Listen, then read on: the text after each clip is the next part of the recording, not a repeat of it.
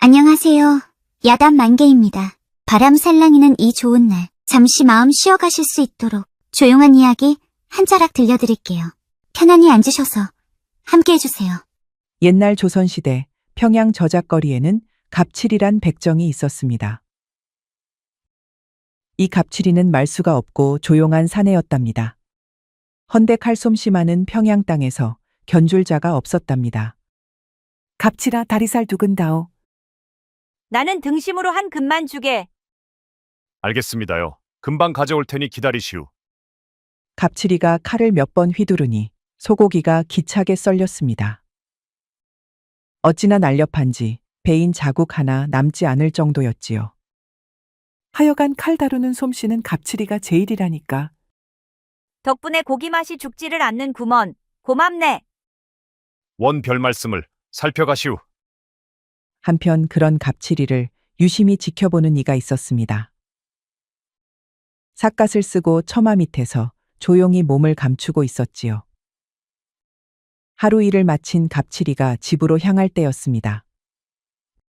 터덜터덜 골목길을 지날 때였지요. 자네 이름이 갑칠이라고 했었나? 백정 주제에 그런 칼솜씨라니 참으로 놀랍구나. 갑칠은 걸음을 멈추고 상대를 바라보았습니다.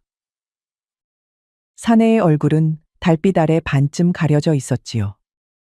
소인을 왜 찾으시오? 저는 그저 천한 백정일 뿐입니다. 내 손은 소고기나 썰 팔자가 아니다. 그 솜씨를 더 비싸게 팔 생각은 없느냐? 흑표는 품속에서 돈주머니를 꺼내 갑칠 앞에 던졌습니다. 주머니가 땅에 떨어지자 묵직한 소리가 났지요. 이건 맛보기일 뿐이다. 네 대답에 따라서 10배는 더 받을 수 있을 게다.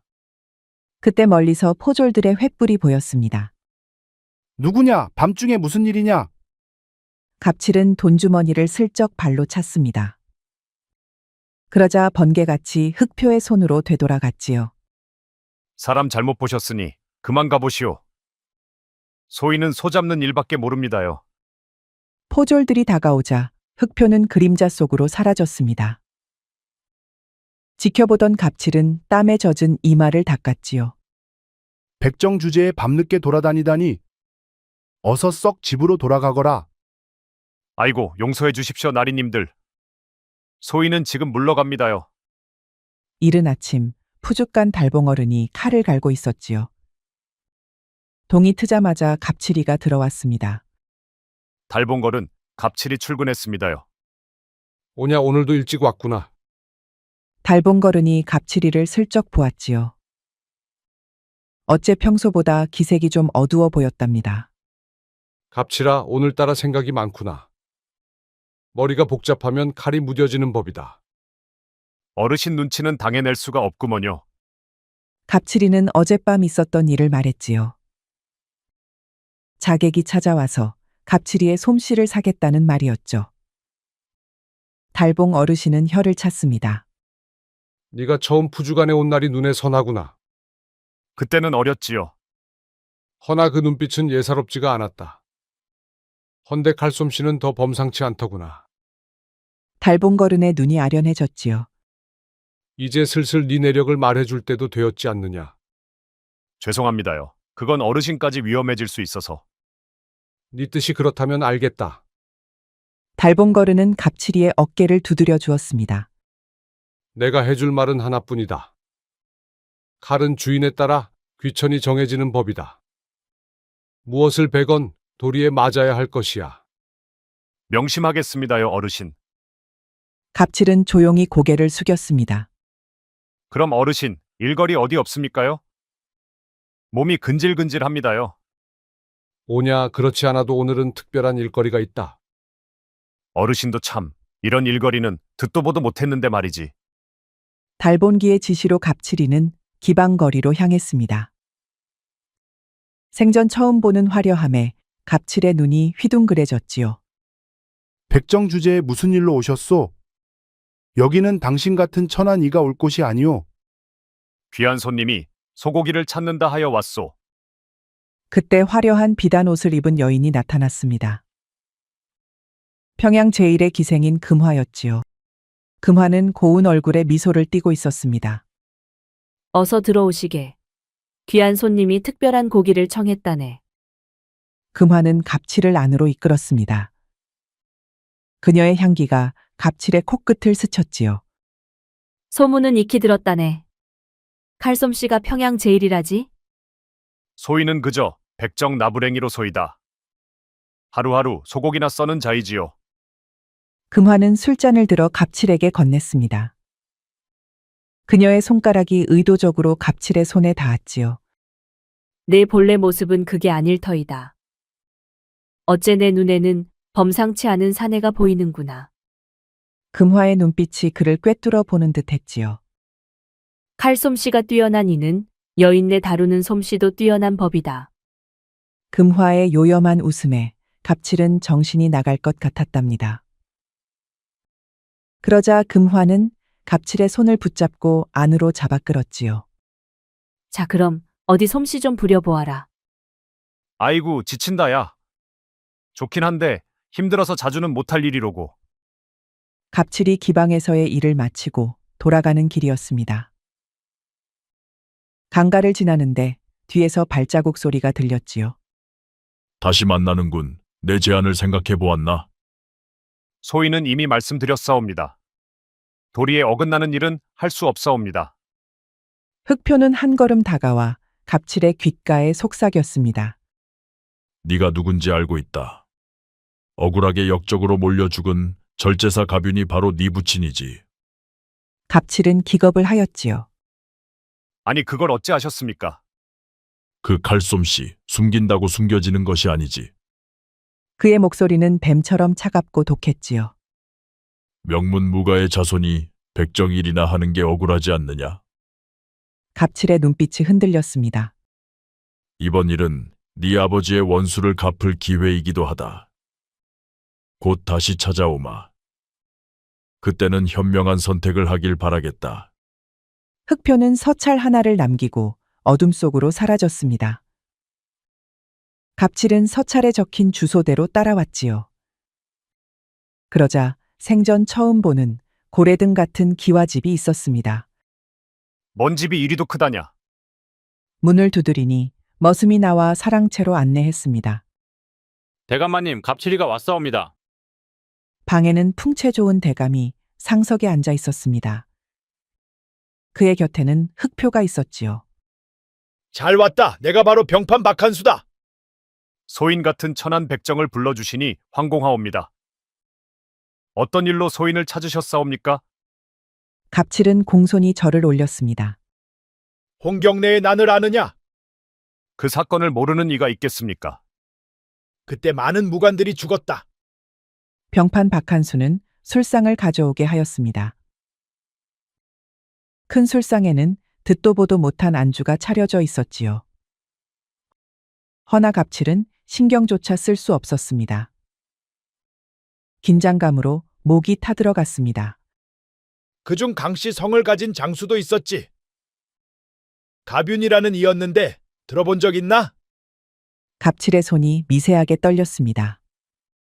그의 눈빛이 순간 흔들렸지요. 소인은 그저 소를 잡는 백정이옵니다. 그런 높으신 분의 이름은 들어본 적이 없사옵니다. 병판은 갑칠이에게 다가와 술잔을 건넸습니다. 용감한 이였는데 역적으로 몰려 억울하게 죽었다네. 내 마음이 참으로 안타까웠지. 헌데 죽은 갑장군에게는 아들이 있다고 했었네. 박판서는 갑칠의 어깨에 손을 얹었습니다. 그의 목소리는 낮고 위협적이었지요. 만약 그 사실이 알려지면 그 아들도 무사하지 못할 게야. 허나 안심하게. 내가 그 사실을 밝히는 일은 없을 테니. 갑칠은 고개를 떨구었지요. 대감께서는 소인이 어쩌길 바라십니까? 그건 내일 다시 방을 내줄 터이니 오늘은 여기서 묵어가거라. 갑칠은 복잡한 심정으로 고개를 숙였습니다. 그의 마음속에는 불안과 경계심이 가득했지요. 다음 날 갑칠이는 하루 종일 융숭한 대접을 받았습니다. 잠자리는 호화로운 비단이불이었고 매 끼니마다 진수성찬이 나왔지요. 그러나 갑칠이는 도무지 음식이 목구멍에 넘어가지를 않았습니다. 판서대감은 언제 뵐 수 있는 겁니까? 공무를 보러 조정에 가셨으니 저녁까지 기다리시게. 마침내 등청했던 박판서가 돌아왔지요. 갑칠이는 박판서 앞에 불려갔습니다. 좌상대감 김명석을 들어보았는가? 그를 제거해야 하는 데 있어 자네 칼이 필요하네. 허나 무고한 사람을 해칠 수야 없습니다.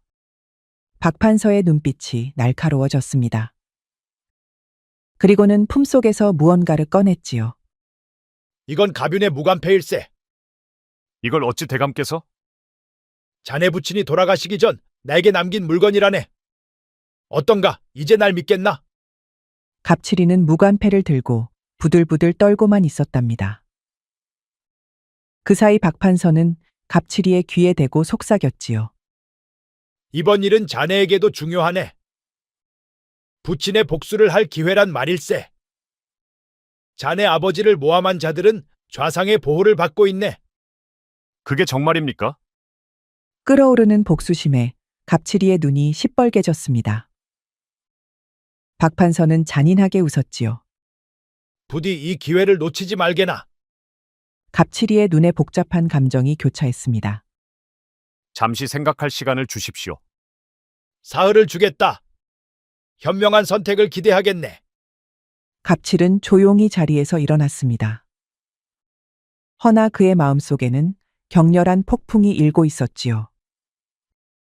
그렇게 갑칠이가 푸주간으로 돌아온 날이었습니다. 이번에는 금화가 갑칠이를 급히 찾았지요. 무슨 일로 이리도 급히 부르셨습니까? 병판 박한수가 너에게 접근한 걸 알고 있다. 어찌 그것을 아십니까? 내 기방에는 모든 소식이 모이지. 이제 보니 금화는 평양에서도 알아주는 정보통이었지요. 박판서가 어떤 제안을 하건 절대로 믿지 말게. 어째서입니까? 병판 박한수는 홍경래의 난때 역도들과 내통한 자다. 금화의 눈에 분노가 어렸습니다. 그녀는 소매 속에서 낡은 편지 하나를 꺼냈지요. 이것은 박판서가 홍경래에게 보낸 밀서의 사본이네. 그자가 기밀을 누설하는 바람에 광우는 대패하고 말았지. 갑칠은 편지를 읽으며 얼굴이 창백해졌습니다. 그의 손이 떨렸지요. 이것이 사실이라면 아버지께서는 그렇다네. 그자야말로 내 부모를 죽인 원흉이다. 갑칠의 눈에 분노가 타올랐습니다. 그는 주먹을 꽉 쥐었지요. 박판서가 한 말은 새빨간 거짓이었군요. 그렇다면 아버지의 무관패는 어떻게? 그자가 네 아버지의 시신에서 빼앗은 것이리라. 그리고 지금은 너를 이용해 좌상을 제거하려 하는 것이지. 갑칠은 깊은 한숨을 내쉬었습니다. 그의 눈빛에는 복잡한 감정이 교차했지요. 하지만 좌상은 내 아버지의 전우였네. 그는 오히려 너를 도울 수 있는 사람이지. 어찌 그것을 믿을 수 있습니까? 나 또한 그때 가족을 잃고 기생이 되었다네. 당신도 저와 같은 신세였군요. 갑칠은 금화의 손을 부드럽게 잡았습니다. 그녀의 눈에는 어느새 눈물이 그렁그렁했지요. 이리 가까이 오거라. 같은 신세끼리 서로 달래주어야 하지 않겠나? 오늘 밤은 여기서 머물다 가시게. 금화가 갑칠이에게 다가섰지요. 선녀처럼 아름다운 금화와 마주하자 갑칠이는 정신이 아찔했습니다. 날랜 무예도 칼솜씨도 다 쓸모없었지요. 그날 밤 갑칠이는 금화를 품에 안고 밤새 위로를 해주었답니다. 갑칠은 하인으로 변장한 채 술상을 나르고 있었습니다. 병판 박한수의 명령으로 좌상의 모임에 잠입한 것이지요. 홍경래의 난때 내통자가 누구인지 밝혀내야 합니다. 그 배신자가 아직도 조정에서 세력을 키우고 있으니 말입니다. 병판 박한수가 의심스럽소? 그자는 난리통에 오히려 재산을 불렸으니 말이오. 자네들 말이 맞네. 그때 수염이 허연 양반이 입을 열었지요. 병판 박한수는 조정을 속이고 백성의 세금을 착복하였어. 이게 그 증거일세. 좌상은 서류 뭉치를 꺼내 보였습니다. 거기에는 병판이 세금을 횡령한 기록이 상세하였지요. 더 심각한 것은 그자가 역도들과 내통했다는 것일세. 아직 확실한 증거를 찾지 못했으나 곧 밝혀낼 것이야. 갑칠의 손이 미세하게 떨렸습니다. 금화가 말한 것이 사실임을 확인하는 순간이었지요. 갑칠은 술병을 나르는 척 회의실을 지났지요. 그때 좌상의 날카로운 눈빛이 갑칠에게 향했습니다. 그대는 새로운 하인인가? 이전에는 보지 못한 얼굴인데. 예, 오늘부터 일을 시작했사옵니다. 긴장한 갑칠이 그만 그릇을 떨어뜨렸습니다. 요란한 소리가 울려 퍼졌지요.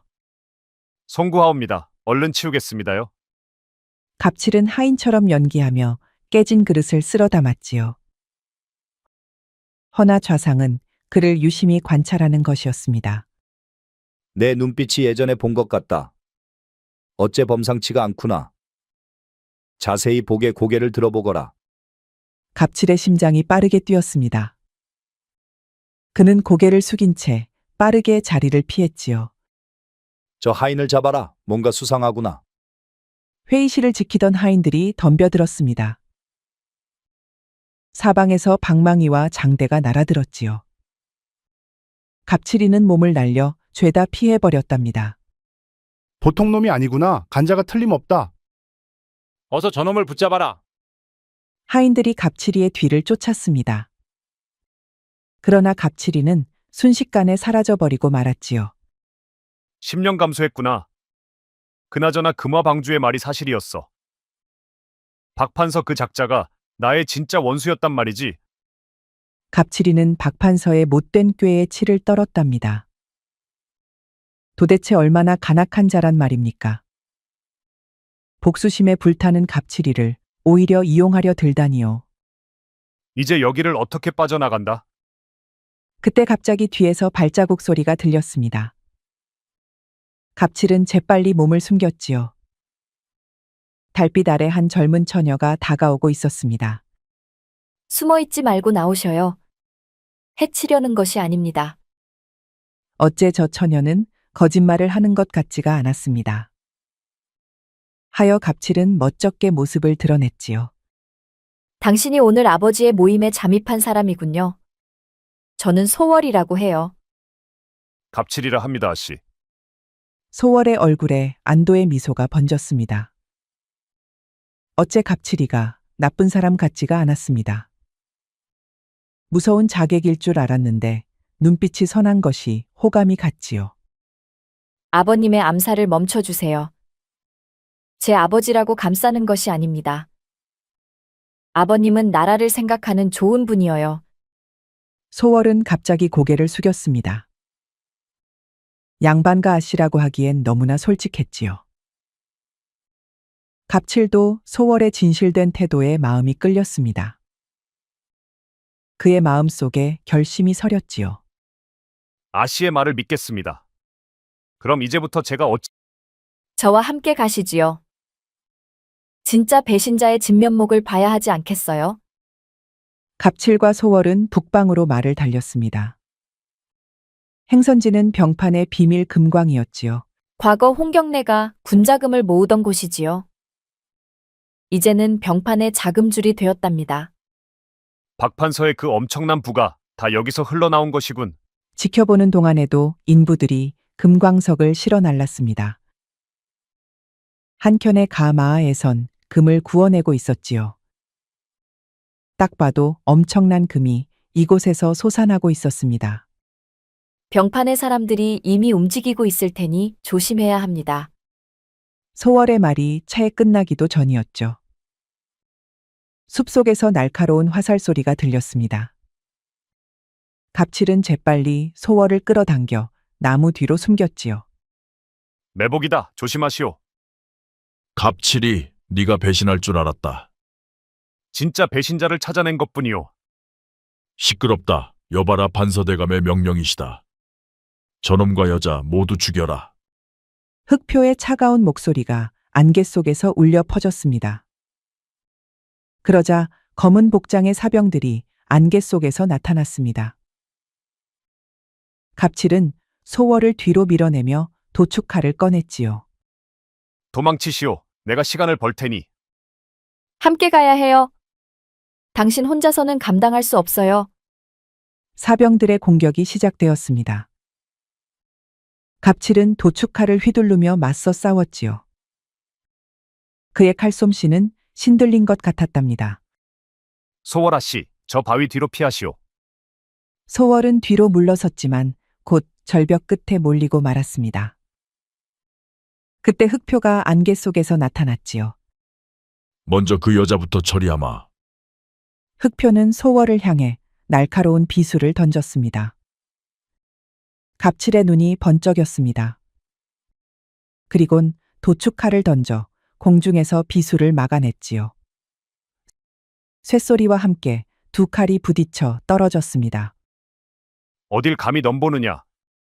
네 상대는 나다. 갑칠은 허리춤에서 여분의 도축칼을 꺼냈지요. 아예 두 자루를 쥔 갑칠은 사병들을 폭풍처럼 몰아붙였답니다. 가뵐의 아들답구나. 솜씨가 아깝지만 너희 둘은 여기서 죽을 운명이다. 너야말로 목이나 씻고 기다려라. 두 사람의 1대1 대결이 시작되었습니다. 흑표와 갑칠의 검이 어우러지니 한바탕 춤사위를 보는 듯 했지요. 소월은 숨을 죽이고 그 광경을 지켜보았습니다. 가뵐 장군이 어찌 죽었는지 아느냐? 바로 내 비수를 맞고 죽었다 이 말이다. 아버님의 시신엔 등에 상처가 있었다. 역시 니놈의 더러운 너도 사이좋게 저승으로 보내주마.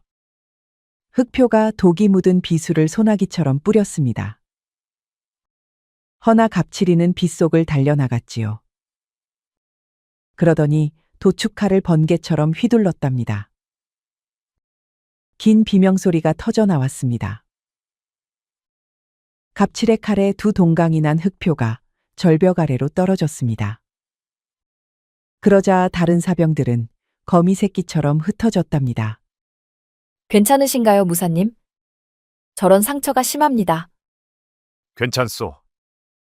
소월은 치마를 찢어서 갑칠의 팔에 난 상처를 돌봤지요. 증거를 찾았으니 어서 좌상께 돌아갑시다. 병판 박한수는 멈추지 않을 것입니다. 허나 갑칠은 곧바로 쓰러지고 말았습니다. 비수에 묻은 독이 온몸에 퍼진 탓이었지요. 소월은 갑칠을 질질 끌고 근처의 움막으로 향했습니다. 일단 독을 빼내야 합니다. 잠시만 참으셔요. 소월은 비수를 들어 갑칠의 상처를 사정없이 후벼 팠지요. 그리고는 상처에 입을 대고 독을 빨아내었지요. 갑칠은 이를 악물고 참아냈습니다. 독에 잘 듣는 약초를 가져왔어요. 소월은 능숙하게 갑칠의 상처를 싸맸지요. 약초의 약기운 덕택에 갑칠은 한결 편안해졌답니다. 양반집 규수가 대체 이런 의술은 어디서 배우셨소? 아버지께서 정적이 워낙 많으셔야지요. 집안 사람들의 부상을 치료하다 보니 익숙해지고 말았답니다. 고생은 나만 했는 줄 알았는데 낭자도 보통이 아니구려. 동병상련의 마음 탓일까요? 둘은 마주보며 깔깔깔 웃었답니다. 소월은 천천히 갑칠의 어깨에 몸을 기댔습니다. 따뜻하고 부드러운 살결이 느껴졌지요. 이리 오셔요. 피를 많이 흘렸으니 몸을 따뜻하게 하셔야 해요. 두 사람 사이에 잠시 침묵이 흘렀습니다. 달빛이 창문으로 스며들어 소월의 얼굴을 비추었지요. 갑칠은 그 모습에 잠시 넋을 잃었습니다. 소월은 갑칠의 손을 잡았습니다. 그녀의 손길은 참으로 따뜻했지요. 무사님의 과거가 궁금해요. 지금의 저는 천한 백정일 뿐입니다. 무슨 말씀이셔요? 저는 무사님처럼 고결한 분은 처음 보는걸요. 갑칠은 소월의 손을 잡은 채 고개를 숙였습니다. 오랫동안 응어리졌던 마음이 풀리는 것 같았지요. 소월 아가씨, 당신을 만난 것은 제게 큰 행운입니다. 마찬가지예요. 이제 우리는 서로를 의지할 수밖에 없는 운명이 되었네요. 그렇게 두 사람은 서로의 손을 잡은 채 밤을 지새웠지요. 신분의 벽을 넘어 두 마음이 조금씩 가까워지고 있었습니다. 새벽이 지나고 아침 햇살이 창문으로 스며들었습니다. 갑칠이 눈을 뜨자 소월은 이미 아침을 차려두었지요. 잘 주무셨어요? 상처가 나은 것 같아 다행이에요. 다씨 덕분입니다. 둘은 말없이 소월이 끓인 죽을 비웠지요. 소월 아가씨, 제가 사실 말씀드릴 것이 있습니다. 무슨 말씀이신가요? 한참을 망설이던 갑칠이가 갑자기 입을 열었습니다. 저는 사실 백정으로 태어난 것이 아닙니다. 제 아버지는 홍경래의 난때 살해된 가뷰. 역시 무사님은 양반 가문의 자제였던 거군요. 소월의 눈이 커졌습니다. 허나 아버님은 역도로 몰리고 말았지요. 저는 살기 위해 백정이 되어야만 했습니다. 그것이 살아남는 유일한 길이었지요. 아버님께서 자주 말씀하시던 강윤 장군의 아들이 바로 무사님이었군요. 좌상께서 제 아버지를 아셨다고요? 네, 두 분은 함께 전장을 누볐던 전우였어요. 아버지는 늘 강 장군의 억울한 죽음을 애석하게 생각하셨죠요. 갑칠의 얼굴에 복잡한 감정이 스쳤습니다. 그는 가슴에 품고 있던 물건을 꺼냈지요. 반쪽만 남은 무관패였습니다. 이 무관패는 아버지의 유일한 유품입니다. 병판 박한수가 나머지 반쪽을 가지고 저는 이것을 본 적이 있어요. 소월은 조심스럽게 패를 받아들었습니다. 병판이 무사님을 속였어요. 나머지 반쪽은 제 아버님께서 가지고 계셔요. 그게 정말이요? 돌아가시기 전 강 장군께서 패의 절반을 아버님께 주셨답니다. 그랬구려. 이것이 있으면 갑칠의 진짜 신분을 증명할 수 있었지요. 그 생각에 갑칠의 눈에 눈물이 맺혔습니다. 오랜 시간 동안 품어왔던 감정이 한꺼번에 북받쳐 올라왔지요. 허나 병판의 음모를 막는 것이 우선이요. 그렇게 말씀하실 줄 알았어요. 역시 제 눈은 틀리지 않았군요. 무사님은 본인의 안위보다 도리를 중시하는 분이셔요. 둘은 서둘러 한양으로 올라왔습니다. 헌데 한양 곳곳에는 갑칠이의 수배전단이 붙어 있었지요. 뭐라고? 내가 무고한 사람을 죽이고 양갓집 교수를 납치하였다고? 청천벽력 같은 소식이었지요. 병판의 소행이 분명해요. 아마도 무사님을 유인하려는 수작일 것이에요. 갑칠은 분노로 얼굴이 시뻘개졌습니다. 아버지를 모함해 죽이고도 모자라 이젠 자기까지 억울한 누명을 씌우다니요. 차라리 잘 되었소.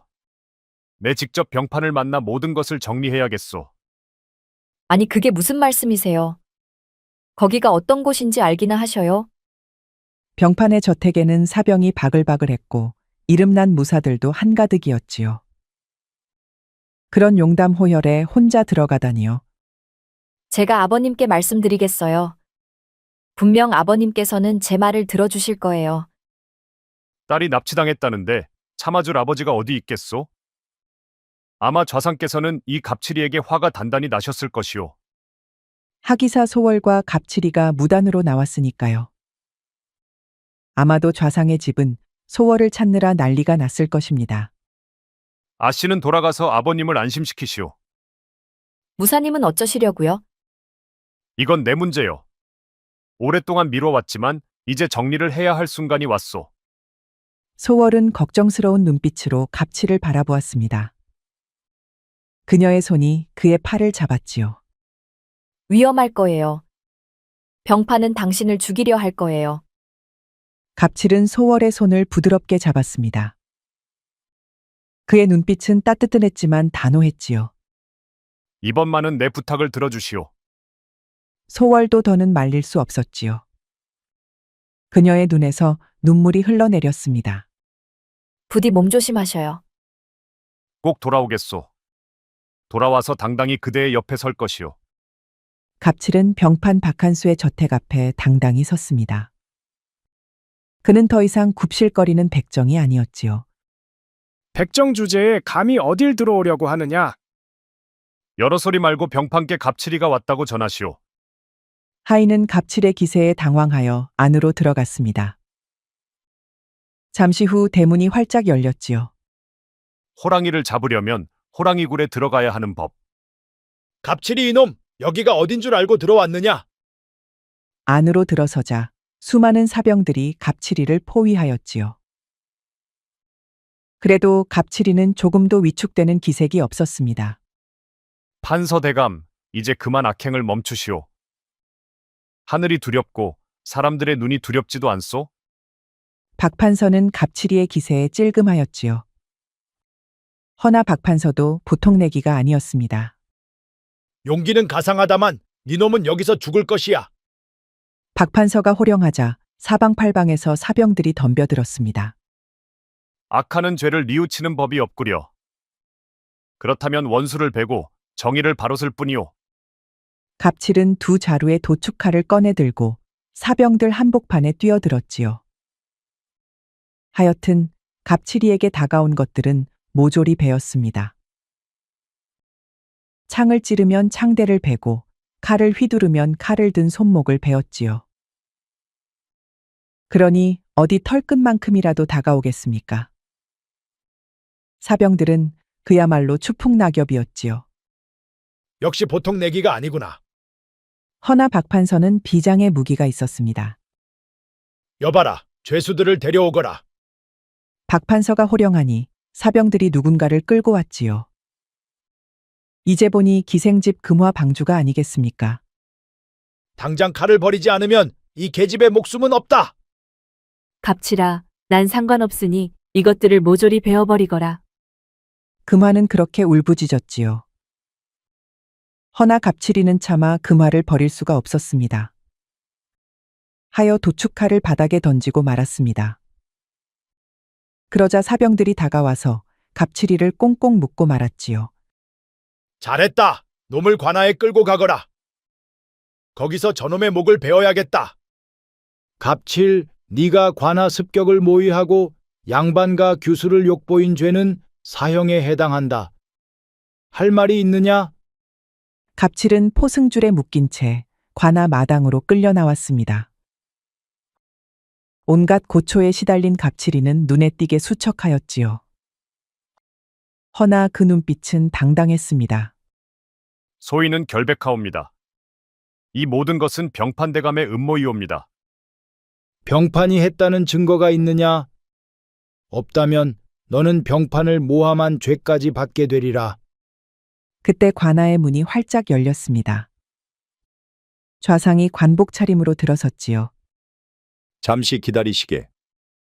조정에서는 이 사건을 직접 조사하기로 결정하였다네. 사또는 놀란 표정으로 공손히 절을 올렸습니다. 병판의 얼굴이 창백해졌지요. 이 사건의 증거들을 다시 살펴보겠디.